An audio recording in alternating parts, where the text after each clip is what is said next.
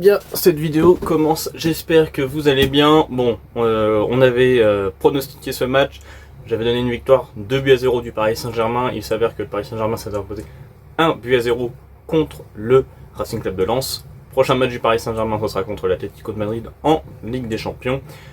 On va pouvoir parler de ce match. Est-ce que je trouve que Paris aurait pu faire beaucoup mieux, surtout à 11 contre 10. Carton rouge évidemment indiscutable. Les Parisiens auraient dû proposer plus. Évidemment, apparemment, il y aurait une volonté de se ménager un petit peu pour le match de Ligue des Champions. Et ben, on va attendre de voir ça et voir si dans ce match de Ligue des Champions, Paris sera meilleur que ce qu'ils nous ont proposé ce soir. On attend déjà beaucoup plus du Paris Saint-Germain, leader de Ligue 1, sans pouvoir contester quoi que ce soit. Paris a 6 points d'avance sur Monaco alors où on se parle, 9 points sur Marseille qui jouera son match demain. Mais voilà, Paris aurait dû faire beaucoup plus. Paris avait les capacités de faire beaucoup plus, surtout à 11 contre 10 comme je viens de le dire précédemment. Comme je vous l'ai dit, la faute et le rouge est logique. Il y a une vulgaire faute sur la cheville droite d'Hakimi. Voilà, il y en a peut-être qui vont dire qu'il y avait eu une faute de Barcola peu de temps avant aussi. Voilà. Mais c'était même en première mi-temps.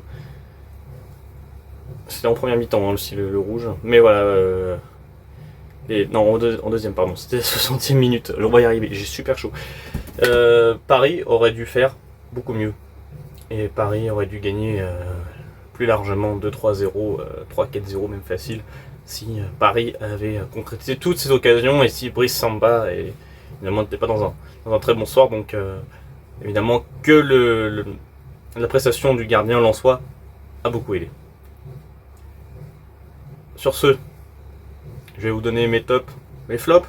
Allez, on fait comme la plupart des Parisiens. En top, je vais mettre Dembélé pour son but. Il a quand même apporté un petit peu techniquement. Il est sorti aussi en deuxième mi-temps, mais Dembélé ça a été plutôt pas mal. Neves était un peu en deçà, Vitinha un peu en deçà. On peut les mettre. On va pas les mettre dans les flops non plus. Dans les tops, on peut mettre encore. Je pense qu'on peut quand même mettre Barcola. Même si voilà, il a apporté un petit peu quand même. Il a mis une passe décisive pour Dembélé. Et un autre top. Allez, on va mettre Hakimi. On a vu de belles choses d'Hakimi encore. Offensivement. Défensivement, c'est aussi pas mal. Et en flop, je sais pas qui je pourrais vous mettre. Hein. C'est assez compliqué de mettre un flop. Ils n'ont pas été tous extraordinaires. Même les tops, hein, on pourrait dire bon bah voilà. Hein.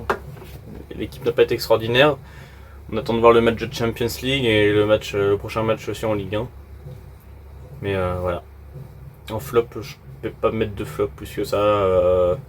À part Fabian Ruiz qui aurait pu être encore meilleur, mais on le sait déjà par rapport à l'Espagne. Il est meilleur avec l'Espagne qu'avec le Paris Saint-Germain. C'est un mois sur deux où voilà, c'est très compliqué pour Fabian Ruiz. Après, dans l'ensemble,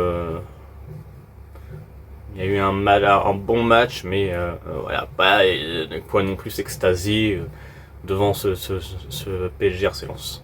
C'est tout pour moi, je vous donne rendez-vous pour une prochaine vidéo, foot ou pas. En tout cas, on se donne rendez-vous mardi pour, je pense, faire l'avant-match et les pronos de ce Paris Saint-Germain Atlético Madrid. Sur ce, je vous laisse. N'oubliez pas, explorer, rêver et voyager. Et ciao!